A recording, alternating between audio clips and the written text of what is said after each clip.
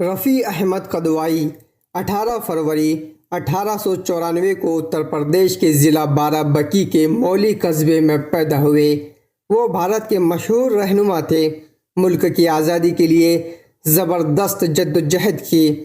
نئے ہندوستان کی تعمیر و ترقی میں حصہ لینے والوں میں ان کا نام سنہری حروفوں میں لکھا جائے گا۔ بھارت کے اس تعلیم یافتہ رہنما کو کالج سے صرف اس لیے نکال دیا گیا تھا کہ وہ وطن پرستی کی تحریک سے وابستہ ہو گئے تھے۔ 1943 میں ہندوستان چھوڑ دو تحریک میں پیش رہے۔ آزاد ہندوستان میں 1952 میں رفیع احمد قدوائی کو مرکزی کابینہ میں وزیر خوراک اور زراعت کا عہدہ ملا اور بحیثیت وزیر بہت کامیاب رہے۔ وزیر جیل کی حیثیت سے جیلوں میں کافی اصلاح کی۔ محکمہ ڈاک کے وزیر کی حیثیت سے بھی انہوں نے بہت سی اصلاح کی۔ انہی کے دور میں ہی پوسٹ محکمے کو پہلی مرتبہ اتوار کی چھٹی ملنے کی شروعات ہوئی۔